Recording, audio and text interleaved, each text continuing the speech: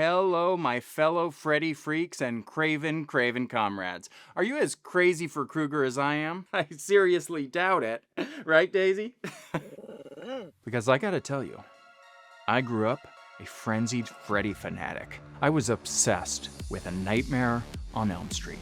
The concept of a terrifying monster who could kill you in your dreams only to have you die in real life blew my child mind. I mean, a nightmare monster who was once a very real monster, a child-killing monster in fact, who was murdered by a lynch mob of angry parents looking for justice, only to come back into their children's dreams to get sadistic and pun-filled revenge. I was frickin' hooked. Join the Freddy fan club. I had the VHS box set, I listened to the soundtrack on CD, I had action figures. In middle school, I even wrote my own 150-page fanfiction addendum to A Nightmare on Elm Street in a notebook, but with me as the lead character.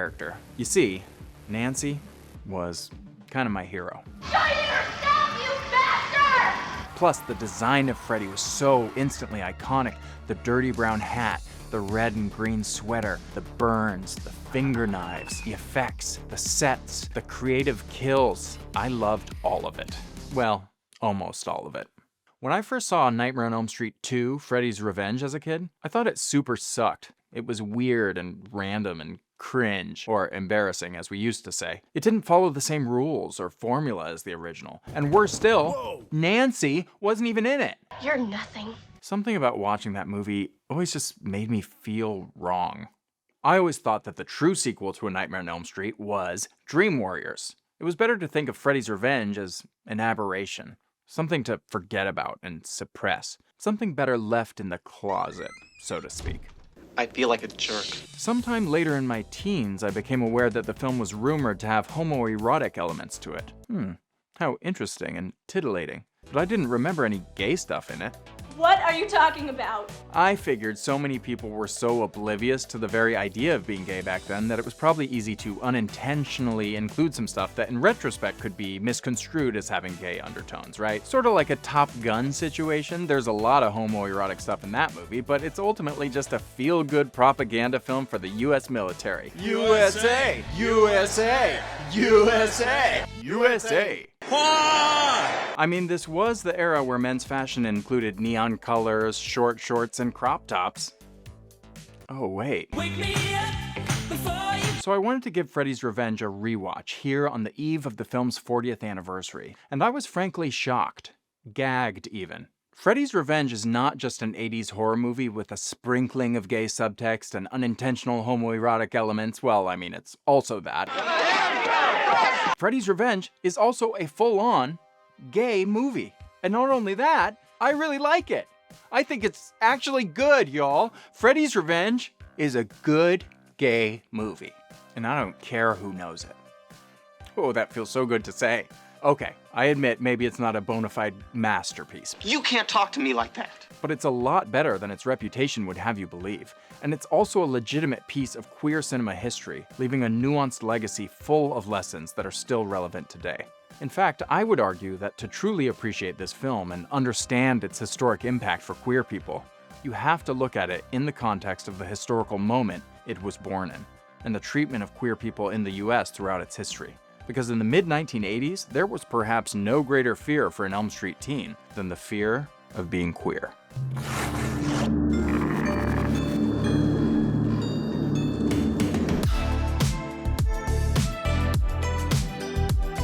So yes, I realize that I am far from the first person to unearth the gayness in Freddy's Revenge. You might even call me a bit late to the party if you were being rude to me. But this is my channel and my analysis, and I want to talk about it. So that's what we're gonna do, damn it. Also, like and subscribe and hit that bell notification, pretty please. Oh, and if you really want to help a freak out, go to my Patreon in the description for early access to new videos and pics of my dog. She's sleeping.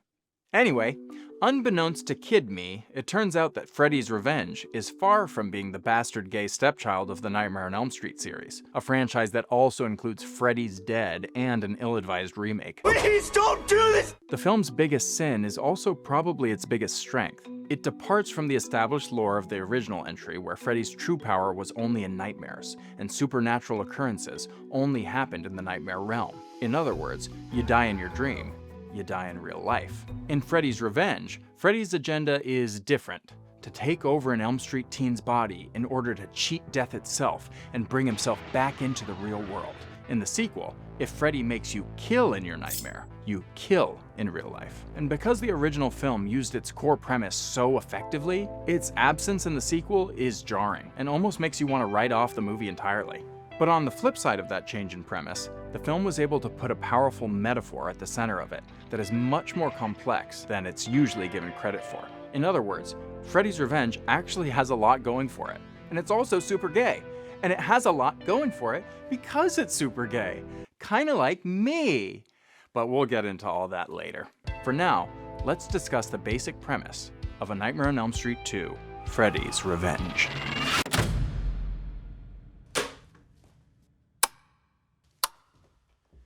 Oh, this? Oh, this is just my extra boiler room. I have two. Just like you would expect from any entry in the Nightmare on Elm Street series, Freddy's Revenge starts with a nightmare. Our protagonist, Jesse, played by Mark Patton, anxiously sits alone at the back of the school bus. But then, suddenly, the bus driver starts driving like a maniac, which makes sense, considering that the bus is now being helmed by the bastard son of 100 maniacs, Freddy Krueger. He takes the bus off the road, through the desert, and then the pit of hell opens up beneath them. And then there's lightning and smoke and falling rocks, and it's all very dramatic and spooky. They are trapped, and Freddy has them all to himself. And then, Jesse wakes up.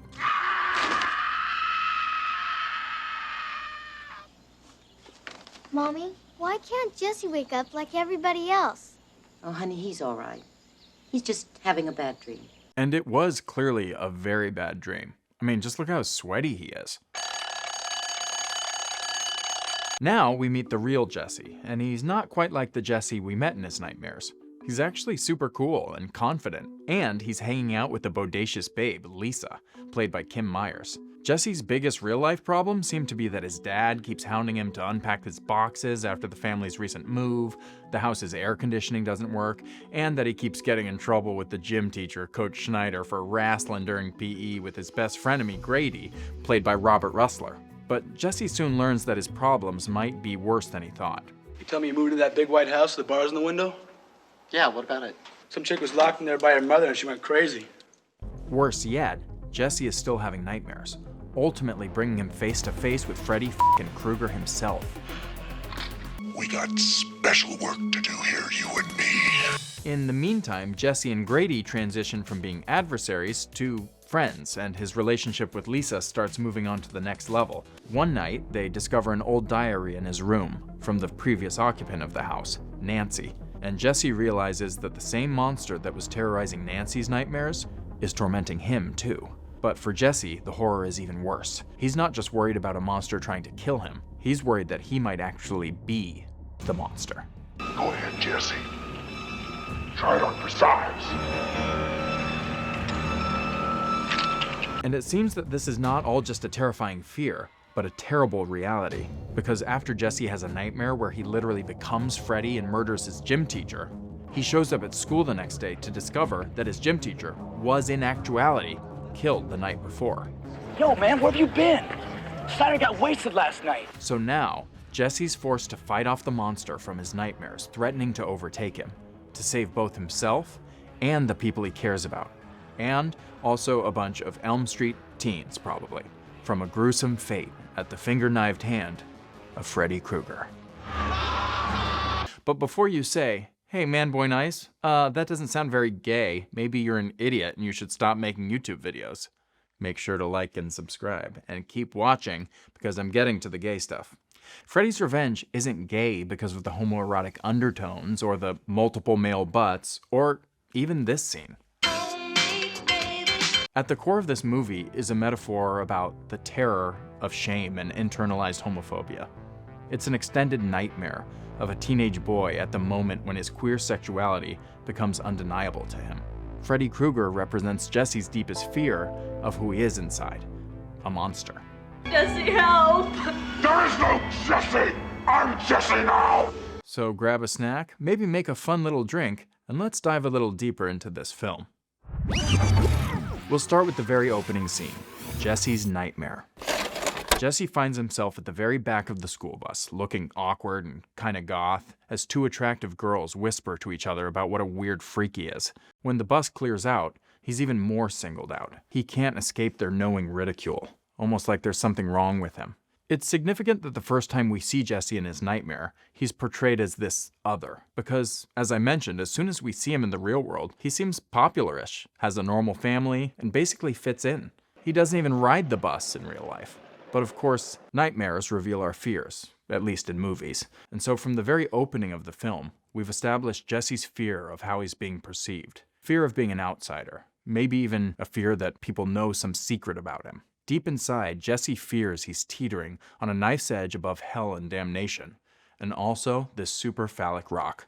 Now we need to briefly talk about Jesse's coach, Coach Schneider, because I may have left out a few details about him in my initial synopsis. It just so happens that Coach Schneider is gay. Hello, dirtballs. And in this case, it's not subtext, like the character is actually gay. Guy gets his rocks off like this. Hangs around queer S&M joints downtown. He likes pretty boys like you. Get out of here. It's important to note how Grady refers to the coach, the only gay character in this movie, in this flippant, derogatory way, portraying him as a predatory sexual deviant, getting off on seeing teen boys suffer. It makes it clear that the environment around Jesse views gay people as perverted and sadistic, one of the oldest, most pervasive, and most damaging stereotypes of gay men. Then, when Jesse has his first nightmare, where he embodies Freddy, he's beckoned by some invisible force to a queer leather bar, literally called Don's Place, where Jesse explores in a sweaty curiosity until his gym teacher finds him, dressed as a leather daddy. Suddenly he's at school, being punished, running laps, and told to hit the shower by his coach. In all honesty, the first part of his dream plays out more like Jesse's sexual fantasy than a nightmare. And if the subtext of this scenario wasn't clear enough by now, let's move on to the dom text. Because next, Coach Schneider is assaulted by a bunch of literal balls, tied up, stripped naked, and repeatedly spanked while Jesse watches, inverting the initial dom-sub dynamic before being slashed to death by Jesse turned Freddy's internalized homophobia. I mean, that is a true scream quan right there. When Jesse wakes up from this nightmare, he's picked up by the cops on the side of the road and returned home to his parents completely naked and ashamed, almost like he was caught cruising in a public restroom. What are you taking, son? Who are you getting it from? I think there was another question his dad wanted to ask him. And this brings us to another aspect of this film, Jesse's relationship with his parents, played by Clu Gallagher and Academy Award nominee Hope Lang.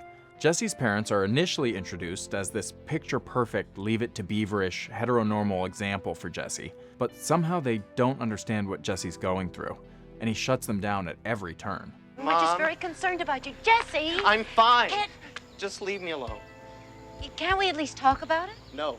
And Mom and Dad are completely at odds with each other about how to deal with him.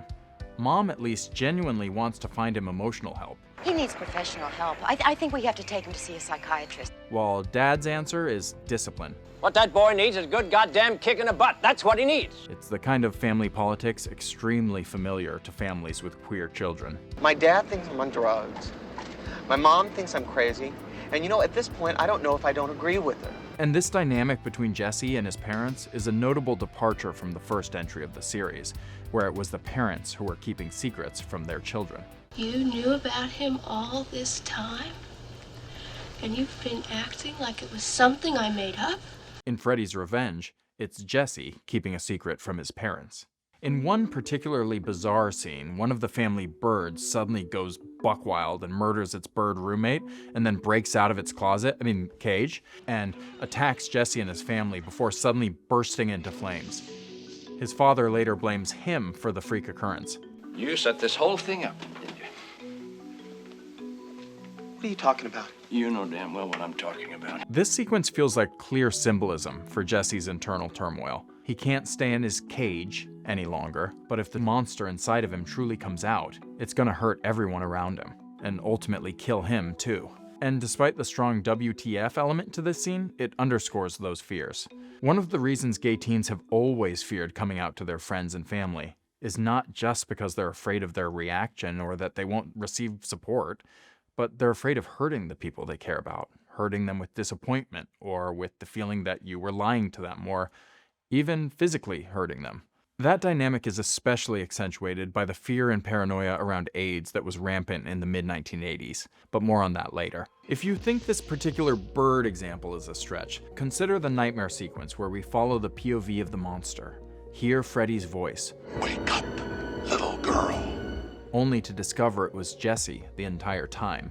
Jesse's afraid that this monster inside of him might hurt the people he loves. And this narrative element extends to his love interest, Lisa. Are you mounting her nightly or what? It is very clear from the beginning of this movie that Lisa is super into Jesse. Jesse? Hi. But Jesse's struggling to give her anything more than friend vibes. Now, that's not to say that he's not super into her. Don't get it twisted, he is. Jesse loves Lisa, just not in the way that Lisa wants to be loved. Do you feel anything? I also want to take a moment here to mention that beyond the queer themes in this movie, there's also a subversion of the typical gender roles, particularly as they are typically portrayed in horror movies. The vast majority of the leads of slasher films of the era were portrayed by young women. It's where the final girl trope comes from. So the very decision to insert a final boy into the sequel is already a subversion in and of itself. Jesse also has many of the traits that are commonly assigned to femininity in Western culture. He's sensitive, vulnerable, scared, and in need of protection. And he's not a big buff popular jock. When Mark Patton was cast in this, he was kinda a prototypical twink. Also, he's constantly screaming.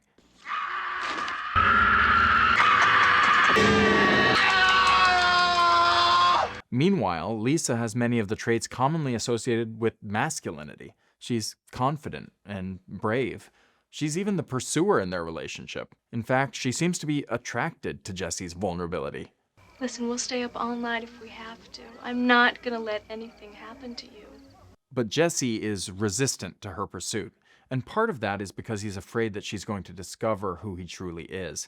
And so getting back to that scene we referenced earlier, where Jesse is in his room alone, dancing like no one is watching, embracing his authentic self while lip-syncing for his life. When Lisa comes in and embarrassingly interrupts, Jesse reacts almost like he was caught jerking it to gay porn.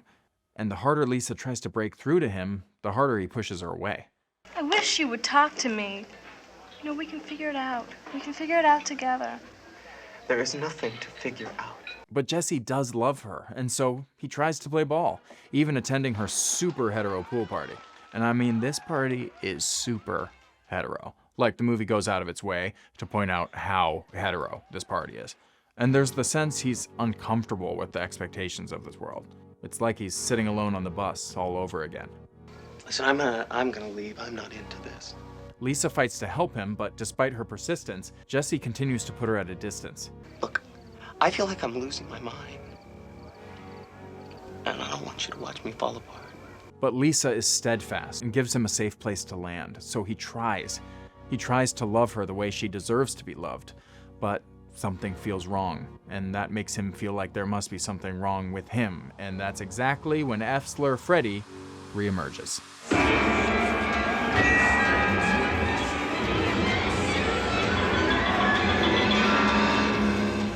And again, the emergence of Freddy at this particular moment is not a narrative coincidence. Freddy is usually summoned in moments Jesse is butting up against his own fear of his repressed queerness. After all the Nightmare movies explore this theme in their own way. Freddy is almost always associated with characters' deep, primal fears. He gets into the psyche of his victims with an embodiment of whatever they fear most, and that fear makes Freddy big and strong and killy. Oh my God. In fact, it's usually the fear itself that is creating the monster. I take back every bit of energy I gave you. Anyway, so Jesse's all whacked out, and who does Jesse turn to in his most desperate hour of need? In his most vulnerable moment? Something is trying to get inside my body. Yeah, and she's female and she's waiting for you in the cabana. And you want to sleep with me. That's right, Jesse turns to Grady. So let's talk about Jesse and Grady. You know what, actually I have a better idea. Allow me to show you Jesse and Grady.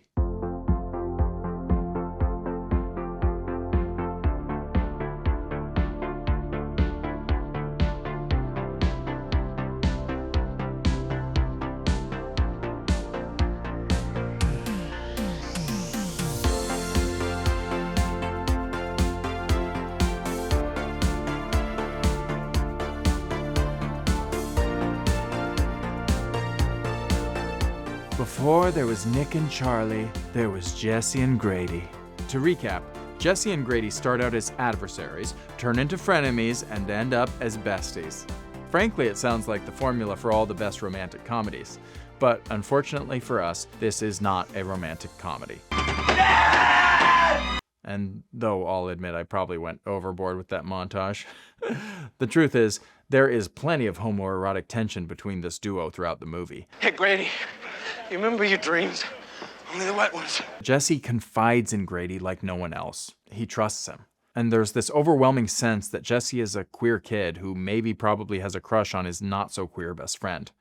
Grady is ultimately the first person that Jesse finally tells his deep, dark secret to. He's essentially coming out to Grady in this scene. I killed Snyder.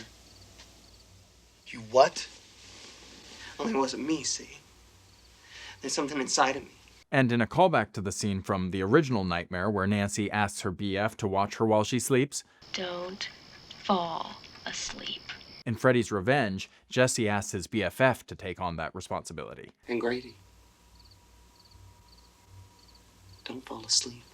And then what proceeds, I would argue, is the most gut-wrenching and emotionally devastating scene of the movie. The monster inside of Jesse starts to emerge right in front of Grady's eyes, and Grady is both horrified and repulsed by Jesse's transformation. And Jesse, too, is horrified by the monster inside of him.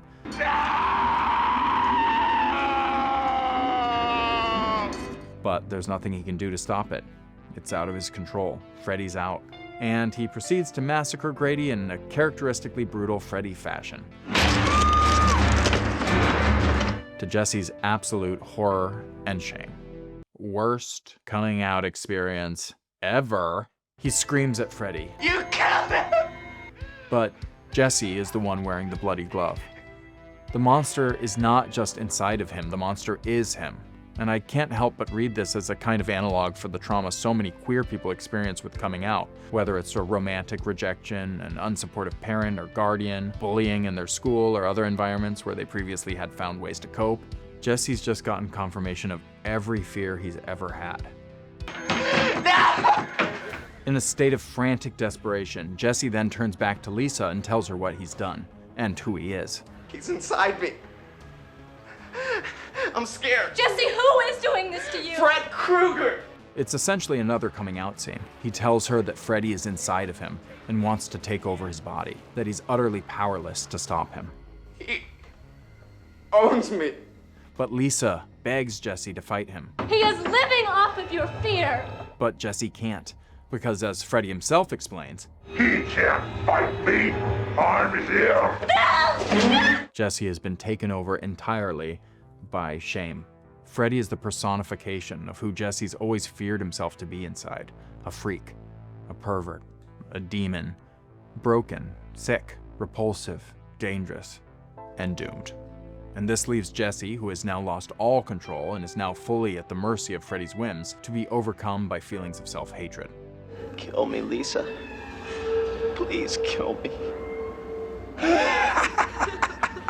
But Freddy's back in the driver's seat. Metaphorically this time, thank God he's a terrible driver. And Jesse/Freddy is ready to let his freak flag fly, but like, not in a good way. Freddy has now escaped from the realm of nightmares into the real world, and he goes on a total fucking rampage, absolutely slaughtering all the horny teens at the party in one of the most brutal and memorable sequences of the movie. Freddy has brought his nightmare powers with him, and this time it's not just flaming parakeets and toasters, but flaming pools, flaming fences, and even flaming wieners. You are all my children now. Okay, groomer, but Lisa hasn't given up on Jesse just yet. She still believes that the Jesse she knows and loves is still in there, and this love has Freddy absolutely shook down to his go-go boots. So he retreats. Lisa gives chase, following him back to the boiler room where he once murdered his victims, setting the stage for the climax of the film. Also, this boiler room location has got to be one of the coolest boiler room locations in any nightmare movie. I mean, look how vast this looks. But before Lisa can get to Freddy, she must go through her own gauntlet of fears, which apparently includes dogs wearing masks, I guess? Is that a fear? My life is nothing I thought it should be and everything I was worried it would become, because for 50 seconds I thought there was monsters on the world. Lisa ultimately finds Freddy where most Elm Street teens do, in the circuitous halls of his boiler palace, where Lisa and Freddy have a classic final showdown. Jesse, I know you're in there. Stop him. No, Jesse's dead. Jesse! But Freddy is undeterred. He goes in for the kill, but he hesitates. And that's when Lisa takes out the big guns, emotionally speaking. I love you, Jesse. By declaring her love and acceptance of Jesse, she weakens Freddy. He's in there, and I want him back. No, Jesse's dead. She begs for Jesse to return to himself. Come back to me, Jesse. Lisa kisses him, and Freddy melts away. Literally, like his skin melts off. And Jesse reemerges, shedding the broken pieces of Freddy like a butterfly shedding its cocoon. And it's beautiful and so gross. And she holds him like a friend who accepts him for who he is. Jesse is able to fight off Freddy and reclaim his identity. Okay, so one could argue that this scene represents Jesse being rescued from the torment of his queerness by the unconditional love of a woman, freed by a loving kiss, like Snow White being awoken by the kiss of a prince, or a frog being transformed into a prince by the kiss of a princess. It's true. I was under a spell. A spell which can only be broken by a true princess. Which would seem to support a narrative that heterosexual romantic love can cure the gay within. And I think there's some merit to that interpretation, especially given when this movie came out. But if all Jesse needed to end his nightmare was to make out with Lisa, the movie would have ended here. I think it's more likely a byproduct of the fact that this movie was a sequel to an enormously successful movie, and that there likely had to be some concealing and repressing of the actual themes explored. But in my opinion, there are plenty of clues in the details that Lisa has some sense, on at least a subconscious level, of Jesse's queerness. Why else would they give her this line? Do your sweaters go in the closet? So yes, Jesse is freed by the unconditional love of a woman, but it's not romantic sexual love that saves him. It's that other, often rarer form of love, acceptance. And in that way, Lisa is the real hero of this movie. She represents that invaluable person in the life of so many queer men who is instrumental in their self-acceptance. Their first girlfriend, or their best high school Judy, that person who made it okay to come out. I think it's notable that when Jesse finally reemerges as himself, Jesse and Lisa don't kiss, they don't make out, they just hold each other. Some unspecified time later, Jesse's back home, and he finally seems happy. He grooves his way to the school bus and sits next to Lisa, his still girlfriend / bestie-to-be, and unlike the beginning, he's not alone. But even if you did believe that this movie was about a questioning young man being cured by hetero love, the epilogue to the film throws that notion out of the window entirely. Because as Jesse's ready to explore his new life, Lisa may need some time after all. I can't believe it's actually all over. Let's not talk about it. Okay. Oh, sweet repression. This is not happening. Because as much as Lisa might not want to dwell on the whole Freddy thing and get back to some normalcy, the truth is, the road to self-acceptance is long, and Jesse's shame is bound to show up again.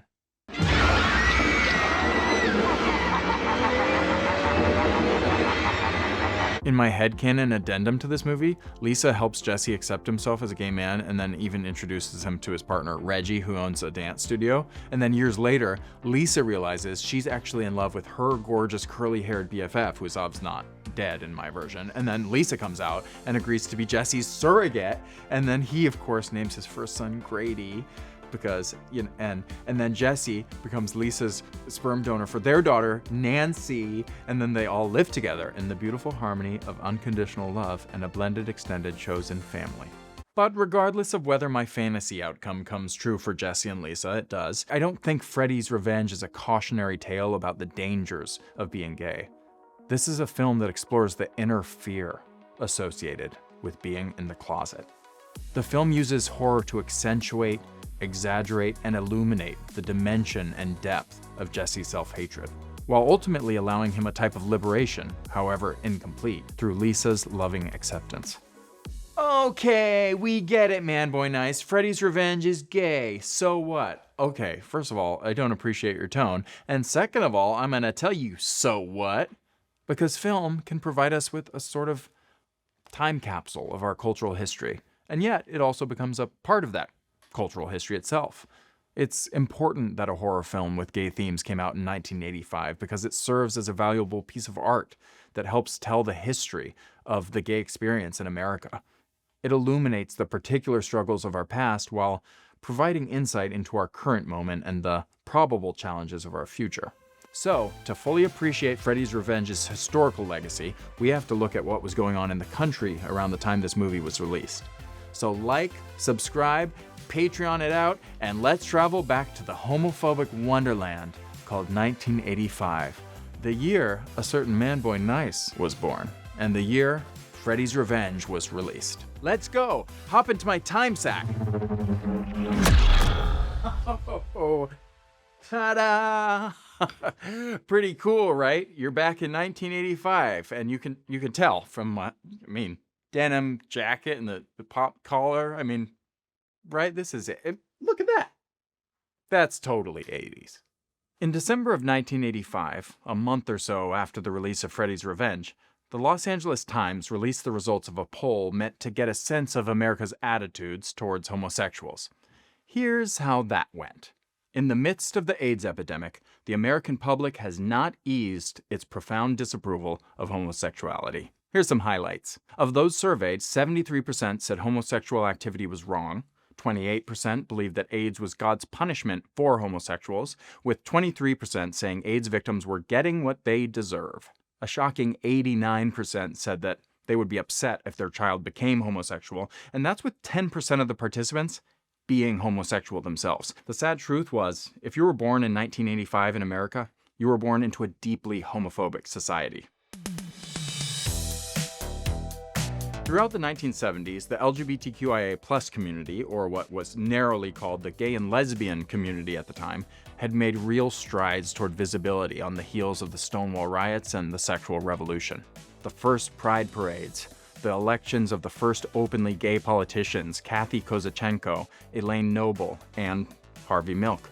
Politically, the homosexuals were even becoming a legitimate voting bloc in the US, even getting mainstream political support from the Democrats during the contentious 1980 Democratic primaries. But like with every season of change, backlash was lurking around the corner with a baseball bat and a Twinkie defense. And by the late 70s, the new right had coalesced as a powerful political force, largely in opposition to what many perceived as too broad of social changes in society. It was a decisive end to Gregg County's homosexual controversy. 200,000 Miamians told their elected officials they wanted no part of a law which protects homosexuals in jobs and housing. According to the Word of God, it's an abomination. Like Archbishop Carroll, who took the stand that he would go to jail rather than to hire known homosexuals into their schools. And our pastor said that he would do the same and would even burn the school rather than allow them to be taught by homosexuals. November 27th, 1978, Harvey Milk was assassinated along with San Francisco Mayor George Moscone by homophobic former supervisor Dan White. White was only convicted of manslaughter and sentenced to less than 8 years. He'd end up serving just over 5. The gay community erupted in anger at the verdict, taking to the streets in a Streets of Rage 3 kind of way, in what would later be known as the White Night Riots.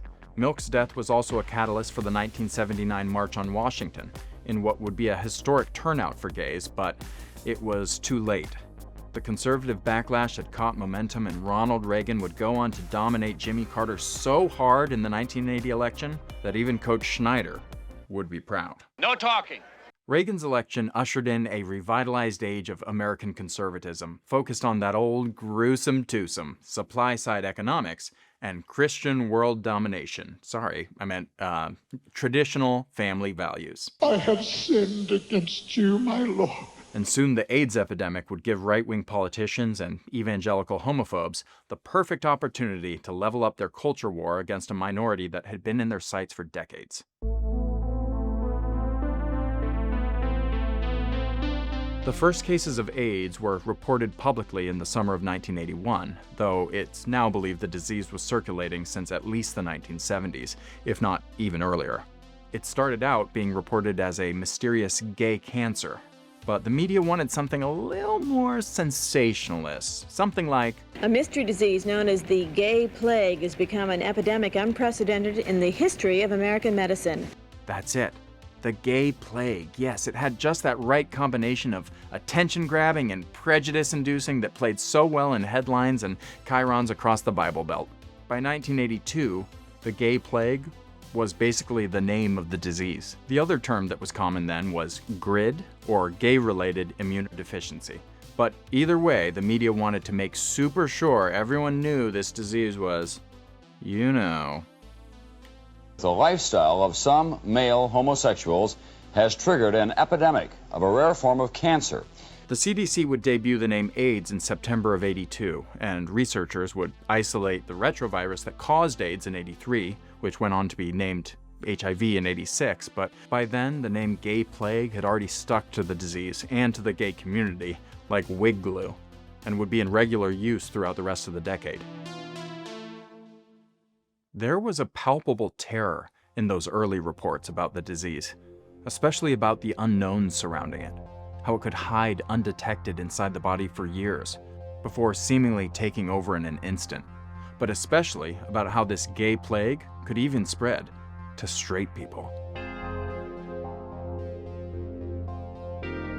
Soon the fear about the gay plague had spread to other vulnerable groups, Haitian immigrants and drug addicts. Even African hookers and lesbians were swept into the fun. I mean, at the time, people would literally call it the 4-H disease: homosexuals, Haitians, hemophiliacs, and heroin users. And without a robust federal government response, confusion, fear, and prejudice thrived. And AIDS ravaged the human body, especially the immune system, leaving it vulnerable to all sorts of opportunistic infections, most infamously Kaposi sarcoma, resulting in terrible rashes and lesions and severe weight loss. It's hard not to think of the disfigured visage of Freddy or the body horror elements of Freddy's Revenge when considering the physical impact of the disease on its victims. In November of 1983, a gay man wrote advice columnist Ann Landers desperate for advice. He was a loving and dedicated uncle to his nieces, but because of fear about AIDS, his brother forbid him from being around them. Ann responded encouragingly, "Ignorance can be a terrible thing." Indeed, ignorance was flourishing like Donald Trump at a Big Mac-only buffet, but not everyone agreed it was so terrible. The new right and prominent religious right leaders were already more than prepared to use ignorance as a political weapon against queer people for personal and political gain, spinning the disease as a confirmation of the righteousness of their longtime anti-queer crusade, reviving long-standing and dehumanizing lies about gay people as inherently sick, amoral deviants. Listen to famous Vienna sausage in a man's suit, Jerry Falwell, in 1982. I do not believe that we should condone it, whether legally or otherwise, as an acceptable alternate lifestyle. It is not that. It's moral perversion. And our young people need to know that, need to hear that. Oh, but rest assured, Mr. Hot Dog and his anti-gay allies had lots of help tying queer men to deviancy. For decades, newspapers regularly ran articles using the terms homosexual and pedophile interchangeably, and opinion pieces espousing gay hate cloaked in warnings of hellfire and brimstone. Consider this column from Dr. Joyce Brothers, Dr. Ann Landers' mortal enemy, I assume, where a father writes in asking for advice because a single gay man has moved into his family neighborhood. He writes, "The main thing that concerns me and most of my other friends around here is whether or not he's going to try to molest our children." These associations between queerness and deviancy were even happening in the highest court. Remember, this was a time where it was illegal for gay people to have consensual sex in many states across this country, even in the privacy of their own homes. Think about Bowers v. Hardwick, a 1986 case about a Georgia man who was literally arrested for hooking up with another dude in his own bedroom.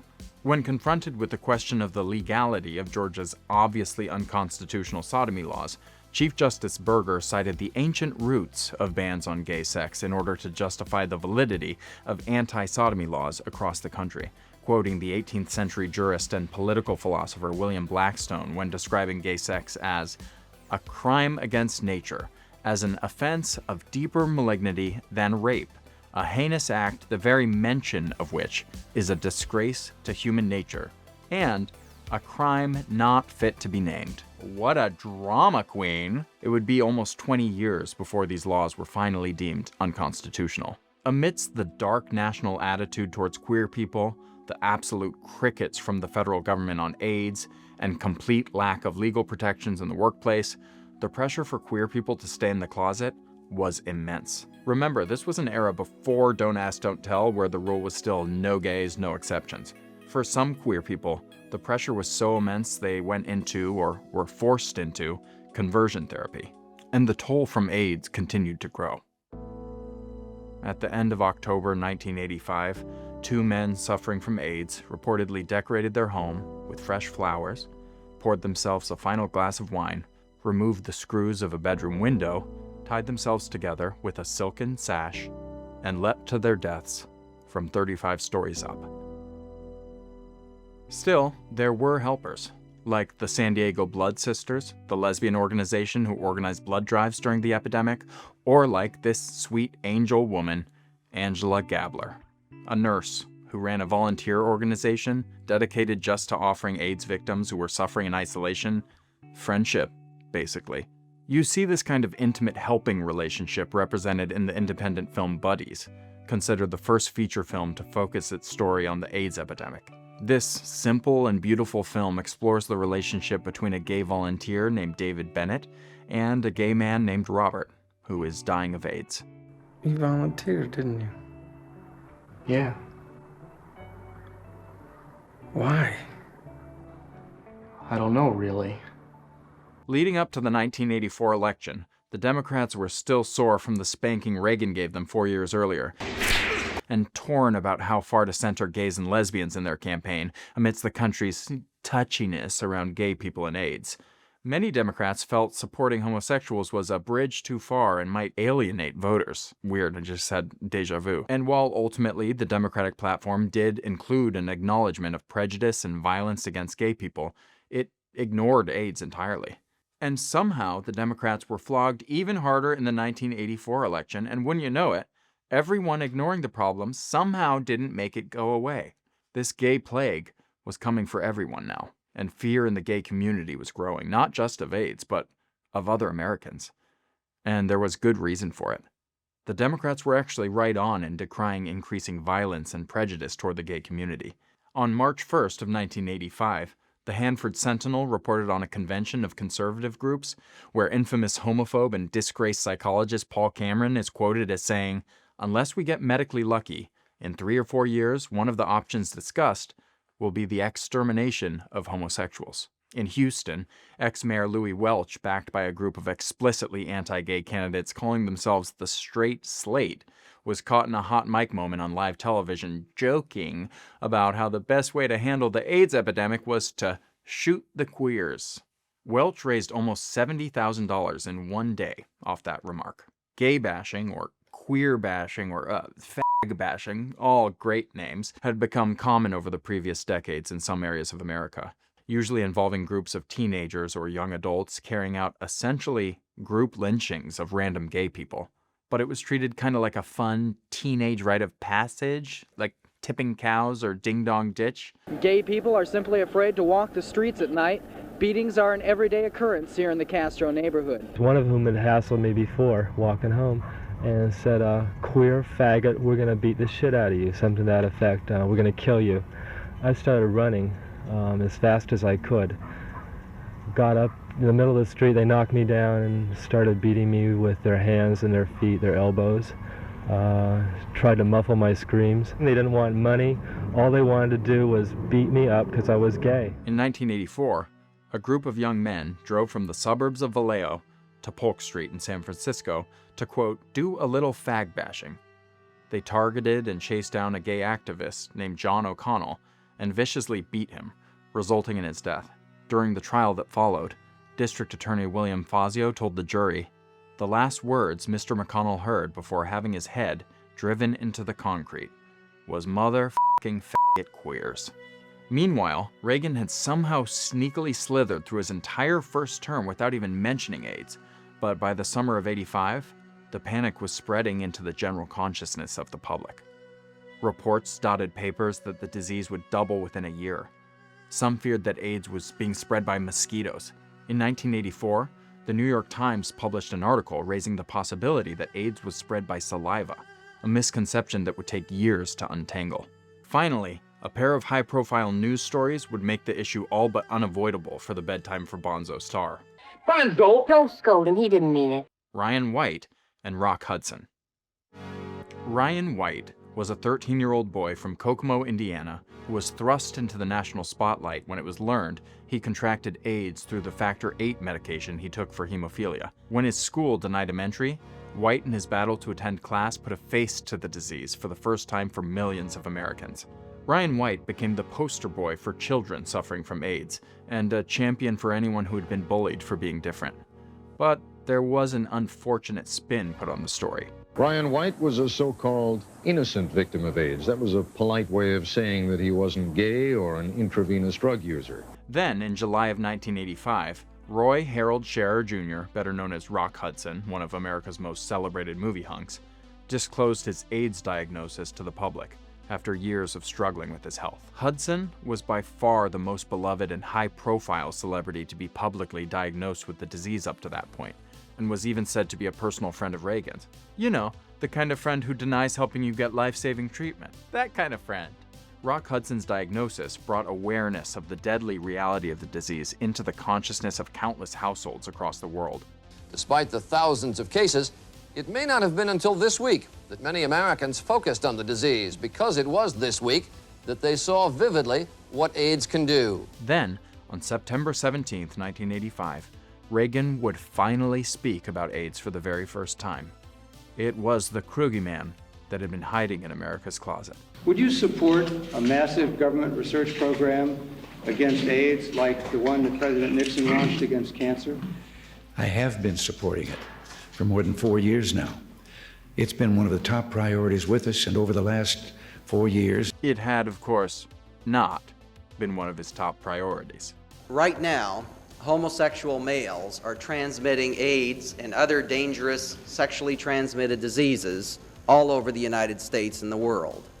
What is your administration doing or planning to do to protect the general public from these dangerous men? As far as legislation is concerned, I am not aware of any priority that we have on legislation in that area. And scientists were desperately trying to get the government to invest resources. Rock Hudson would die of the disease 2 weeks later on October 2nd, 1985.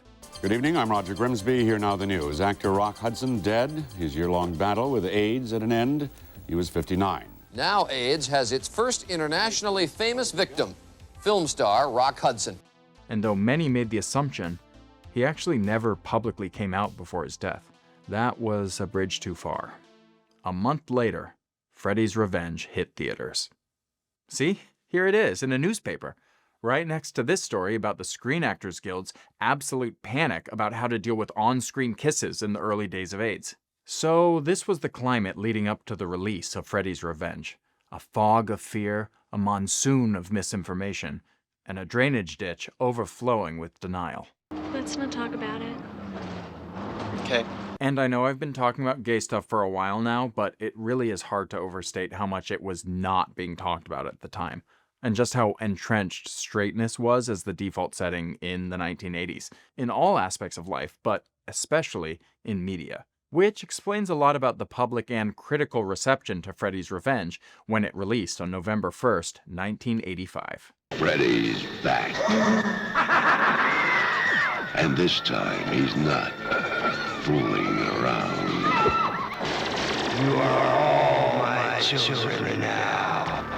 A Nightmare on Elm Street, Part 2, Freddy's Revenge. For starters, it's worth noting that the movie made a ton of money at the box office, even more than the original, even though they released it the day after Halloween, the holiday, not the movie. Some critics liked it. Most super didn't. The only thing they seemed to universally agree on was that actress Kim Myers looks a lot like Meryl Streep, which, to be fair, is true. I mean, look at this side by side. Psych, I fooled you. I switched the names and you didn't even know, did you? 1 point for me. The one thing they didn't pick up on, however, was basically anything gay. And listen, I went back and read dozens of these reviews. I even maxed out my download limit for my 7-day free trial to KrugerReviews.com. And not one of these reviews even mentioned anything even remotely approaching the notion of gay themes. Now, I don't know if this is because they simply didn't pick up on the gay stuff, or if they were just too squeamish to write about it. I mean, to be fair, I didn't pick up on the gay themes when I first saw this movie either. Though I was a literal 12-year-old. The interesting thing about all this, though, is that it wasn't just the critics that failed to pick up on the gay themes. It was also many of the people who actually made the movie. We made Nightmare 2 absolutely clueless that it had any gay overtones whatsoever. I'm absolutely sure there's not one moment that I remember that it was discussed. I never saw it. I didn't get it. Now, my general philosophy is to, for the most part, interpret art on its own terms, outside of the intention of the artist. Particularly with a medium like film, which is a collaborative process and so by its very nature incorporates the intentions, attitudes, and biases of a whole bunch of different people, including people who disagree with each other. And art in general is meant to be shared, and so its meaning and impact is intrinsically tied to what it evokes in the audience, as well as the time and context in which it's interpreted. I'm also not saying that every interpretation of art is equally valid. You still have to make a convincing argument, but in large measure, the meaning of art is not entirely determined by the intentions of the artist, or artists, that created it. I say all that as a preface to the fact that I am going to spend a little bit of time here talking about the intentions of the artists with this film, because I think it's relevant to the full understanding of this film as a piece of queer art history. So for starters, the fact that almost every single person working on this movie didn't recognize the obvious gay themes in this film feels absolutely wild to me by today's standards. The goddamn director, Jack Shoulder, didn't even know. I simply did not have the self-awareness to realize that any of this might be interpreted as gay. Even so, he wasn't really that far off in his interpretation of the script he was directing. When asked what he thought the movie was about in a 2020 interview, he said, "For me, the movie was about repressed sexual angst that every teenager experiences. And yes, that angst can express itself in the question, am I gay? Boys will call each other sissy or faggot. Now, if you are in fact gay, that is terrible to hear. Back then, being gay was a scary thing. My gay friends tell me that they used to think that they were going to hell. It was extremely traumatic, so I was aware of that context." And so, yeah, if he understood the film was about repressed sexual angst, he's right, even if he didn't fully pick up on the nuances at play. His direction of the movie still highlighted the things that ultimately make the movie so gay at the end of the day. Yeah, I said that right. But while the director and presumably the studio heads didn't pick up on what was going on, some of the people making the movie did. Robert Russler, who played Grady, picked up on it immediately. There was so much like S&M and this really precarious relationship between Mark Patton and I throughout the movie. Right away, I knew there was homosexual undertones of the script when I read it. I knew at the audition. I knew. And, of course, Robert Englund, being the legendary actor that he is, was fully aware of the homoerotic elements and purposefully leaned into them. Freddy could represent the self-hatred, you know, in the gay community. He could also represent just the taunt. I remember with Mark caressing his face, and I remember asking Mark if I could make that, if I could make it kind of, and I think the word is homoerotic. It was disfigured Freddy playing with Mark's beauty, which is what? Beauty and the Beast.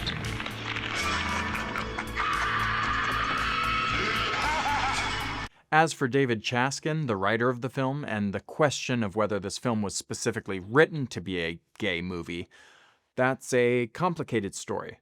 Nobody saw it. Bob asked me, was there anything in there? And I say, no, there's nothing.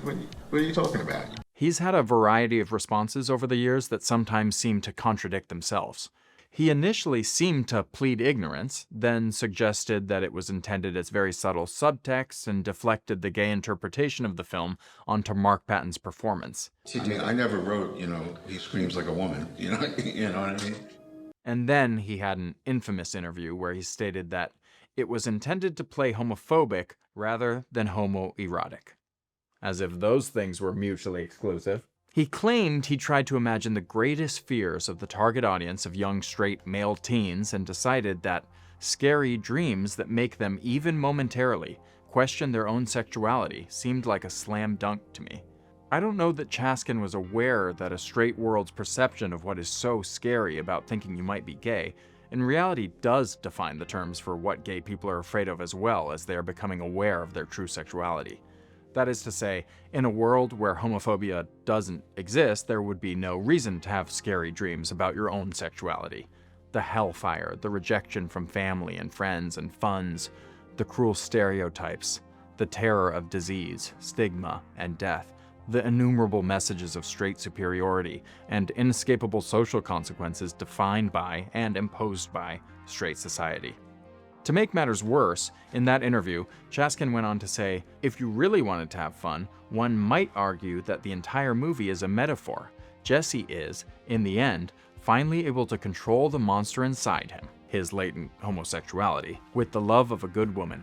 Maybe they should show this film at one of those evangelical deprogramming sessions where they try to fix gay people into regular Americans. He later explained that was a joke. Oh boy. A classic Chaskin conversion therapy chuckler, am I right? But I think he's also tipping his hand and essentially admitting that the whole movie is about repressed homosexuality. He also appears to be kind of cheeky, mercurial guy, prone to irony, and it seems to be a bit hard to get a straight answer from him, pun intended. But incidentally and ironically, these are likely the precise qualities needed from a writer to get a secret gay movie through the Hollywood system in the mid-'80s. And though he swears that the gay stuff was all meant to be super-duper subtext... Look, it was supposed to be subtext, all right? It really was. When it comes down to it, it's clear, to me at least, that the very conception of the movie was grounded in the fear of being queer. You have to remember, again, this was the 1980s. This was post-AIDS. And I started thinking about guys being, like, unsure of their sexuality. And I thought, well, that's pretty scary. And then last but never least, there's sweet, sweet Jesse, Mark Patton, the star of the film, who was, in fact, a gay man in the closet at the time, at least as it related to Hollywood and his public image. Mark Patton was a rising star, having booked a number of commercials and TV gigs, and then a breakout role as Joe Qualley in a 1982 Broadway production of Come Back to the Five and Dime, Jimmy Dean, Jimmy Dean, alongside a slew of gay icons, including Cher, as well as the subsequent Robert Altman-directed film adaptation. This town is never going to change, and you know it. All of my life, I've tried to be like them, and I can't. Patton had lived his life openly in the early years of his career in New York, when he wasn't yet famous.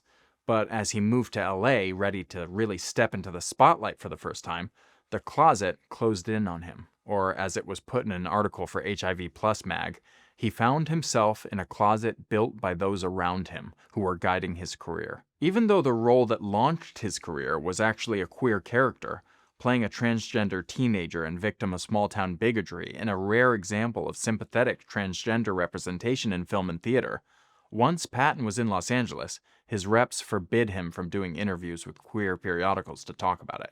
But then, Patton was cast in a dream job, the lead of a horror movie in a popular and burgeoning franchise. But that dream turned into a not good dream. Yeah, one might even call it a nice dream gone bad. Or even an ungood dream. Yeah, that's the perfect phrase for it.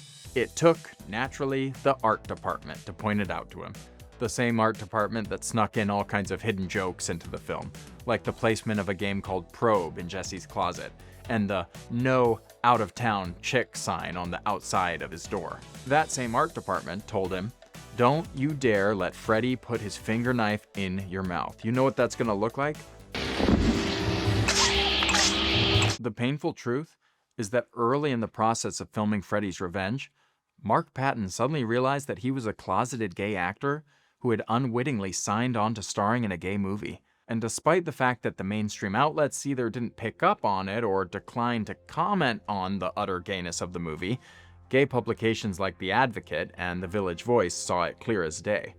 And the movie soon adopted the moniker of the gayest horror film ever made. And sadly, Freddy's Revenge ultimately tanked Mark Patton's career. After the movie came out, his agents told him that while he could clearly carry a movie, he couldn't play straight. And he was subsequently bombarded with hateful and homophobic vitriol. On top of it all, he was dealing with the very real and tragic reality that his boyfriend Timothy Patrick Murphy, also a successful actor, was dying of AIDS. In fact, a reporter from the National Enquirer had tricked him into revealing his partner's illness and blasted it through the tabloids. And to make matters worse, Mark had also contracted the HIV virus. Faced with the prospect of trying to stay in the closet about his sexuality and his HIV status to salvage his career, the trauma of his friends dying all around him, and dealing with the life-threatening illness himself, Mark disappeared from public life, moved to Mexico, and abandoned his acting dreams in favor of a quieter life away. Mark Patton's journey is detailed in the truly outstanding documentary, Scream Queen, My Nightmare on Elm Street, and I highly recommend that you check this movie out. In 2023, Mark's health took a turn for the worse, as he suffered from AIDS-related complications. Though, as far as I can tell, his many grateful fans came through for him in a big way. I don't specifically know how he's doing right now, but I want to give a special shout out to Mark Patton. He didn't ask for it, and he shouldn't have had to go through what he went through during one of the peak eras of homophobia in America. But his story earns a well-deserved place in the history of queer art, and this video is a recognition of that legacy. Patton went on to write his own sort of fan fiction companion piece to Freddy's Revenge, called Jesse's Lost Journal. Turns out I was a bit more like Jesse than I was like Nancy after all. Jesse's Lost Journal expands on Jesse's queerness, his attempts to fit in, his feelings about Lisa and Grady, and follows him after the events of the story through 68 entries. So if you too are a Freddy freak or a Craven comrade, it's still available to read, and I've put a link to it in the description. There's also an official novelization of the movie, and I can't lie, I did also read that, but I gotta be honest, I liked Mark's better.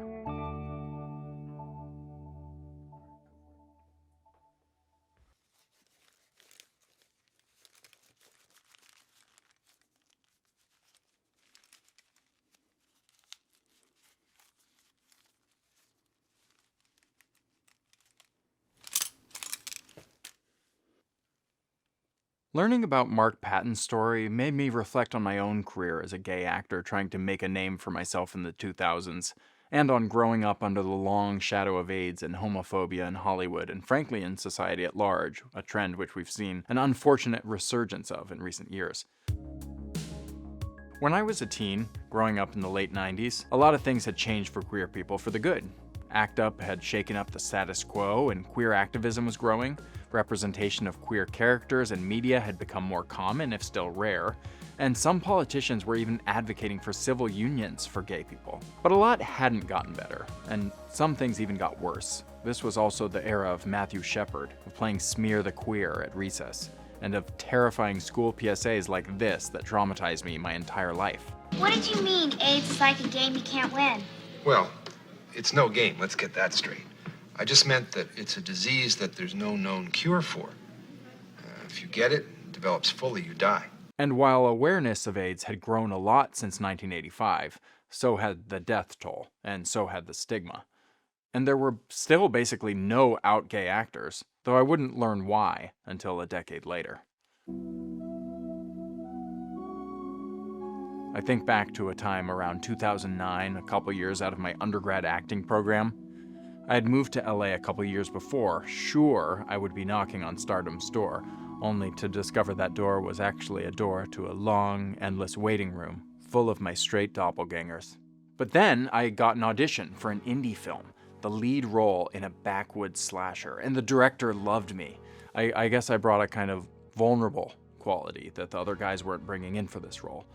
I got a call back, and then another call back, and then the director even wanted me to come in for the casting sessions to help cast my character's family and girlfriend, though I was assured there were already offers out to Ashley Tisdale and Miley Cyrus. I remember being so excited and so sure this was going to be my first big acting gig. At the chemistry reads, after reading with a number of actresses, the director turned to me and she said, There's something wrong with the chemistry. What does your girlfriend look like? Oh, no, I'm still single, actually. Oh, okay. Well, what did your last girlfriend look like? Or like, what kind of girls do you like? What kind of girls do you like? Blondes or do you like brunettes? I wasn't sure what to say. How did she know? What gave it away? Hedging my bets, I think I said, I like all types of girls, which, to be fair, is true. I had recently come out in my personal life, but I had no real sense of how to treat my identity in my professional life, and I could tell that she was fishing. But I was really invested in this, and I didn't want to ruin it. I was the lead role. So I kept quiet and stayed in the closet through omission and got through the casting sessions, and shockingly, that movie never got made. What? But it was the first of dozens of experiences like that I've had in TV and film, some subtle, some more overt. At the very beginning of my career, there was a common wisdom for gay actors about auditions that I heard from many acting teachers starting in college. It went basically like this. If you're gay, we don't want to be able to tell you're gay when you come in the room. You want to come in the room neutral. I mean, unless you want to be playing hairdressers for the rest of your life. Neutral was, of course, code for straight passing. The idea was once the casting director and producers knew you were gay, they were never going to be able to unsee that, no matter what you brought to your work. And there was probably some good faith behind this advice in the era of Don't Ask, Don't Tell. But what may have felt like practical career advice for young actors on how not to pigeonhole themselves broke down to advising them to stay in the closet, to analyze their own voice and mannerisms and energy, maybe the way they sit, how limp they let their wrists get, not for the purpose of playing the role, but for controlling others' perception of themselves. It was almost like saying, so all the qualities you were bullied for growing up? Remember to hide all of those from the people you're working with. And then, while doing that hiding, go do honest, vulnerable, emotional work. But like with Patton, the question about my sexuality hadn't become unavoidable. I wasn't famous yet. In fact, I'm still not. But I did get thrust into a spotlight for the first time in my career in 2012 when I was cast as the romantic love interest William Darcy in the iconic new media adaptation of Pride and Prejudice, The Lizzie Bennet Diaries. You may know these people from the Lizzie Bennet Diaries on YouTube. Ashley Clements and Daniel Gord.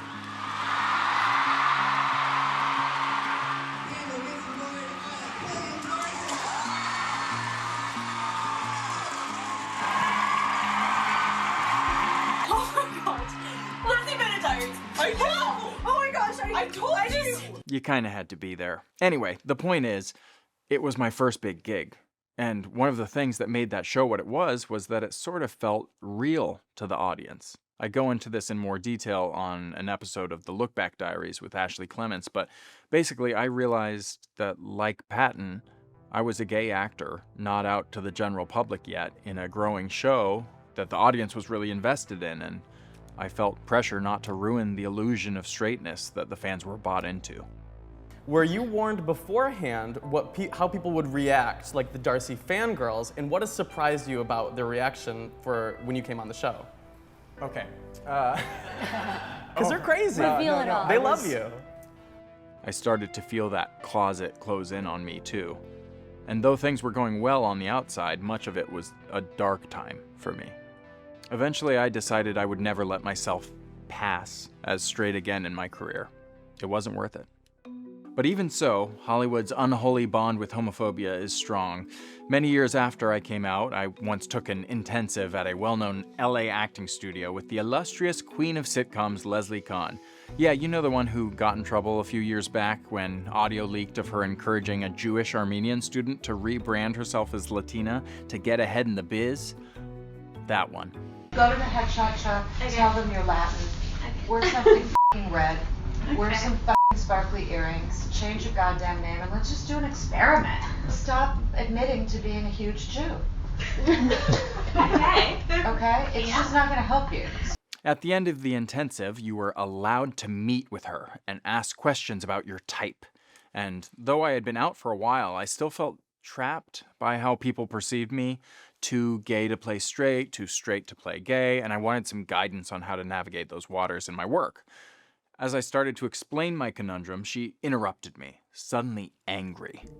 I can only see you playing gay right now, and I'm upset about it.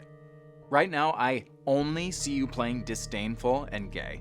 But hey, if the role is disdainful and gay, who's gonna get it but you? I was shocked. Did she really know so few gay actors that I would be the go-to for disdainful and gay? What an honor. That's a competitive category. But in reality, I was more disgusted and ashamed.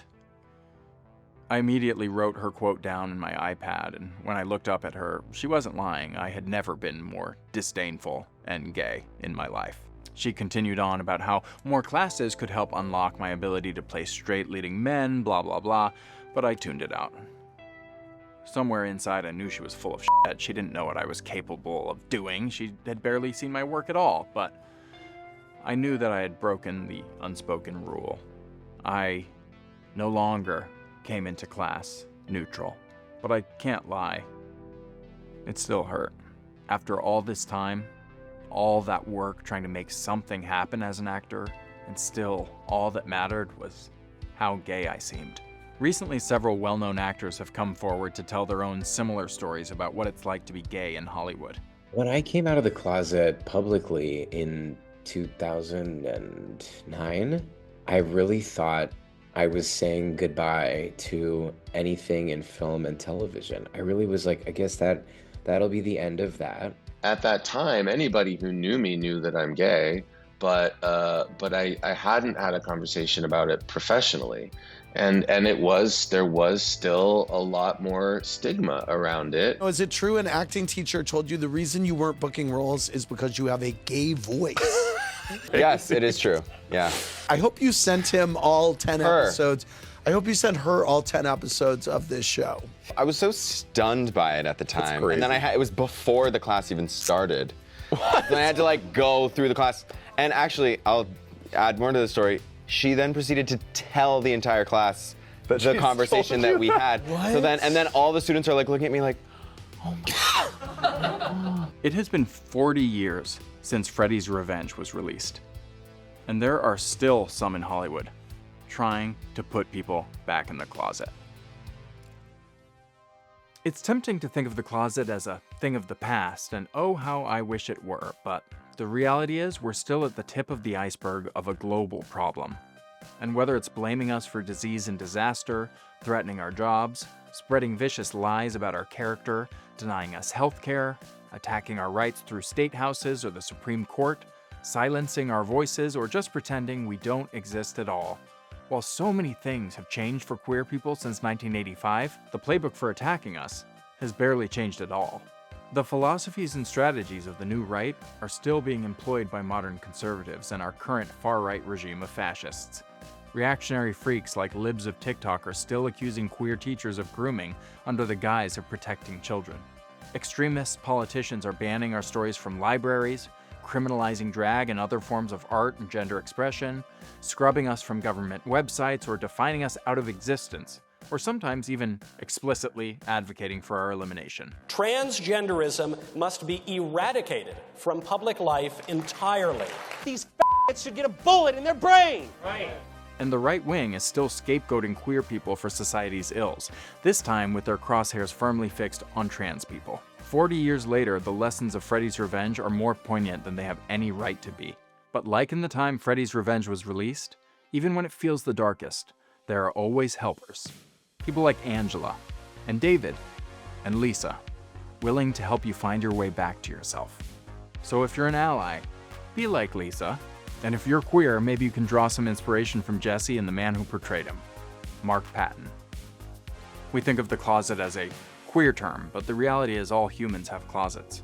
All of us are susceptible to hiding away parts of ourselves that make us feel shame for not fitting in with the world's expectations of us. But hiding is something humans do when we're afraid, or playing hide and go seek. And when that fear is allowed to fester, it can grow into a monster. Or even worse, a Kroogie boy.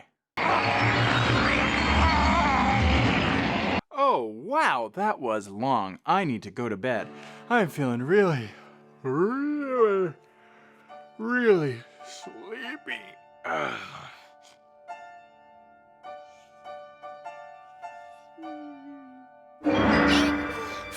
Fred, I'm filming right now. I gotta go to bed. Stop tickling me. Freddy! Oh, you are so crazy. Something so crazy. Oh, ow. That was bleeding. No, Will. I'm just joking.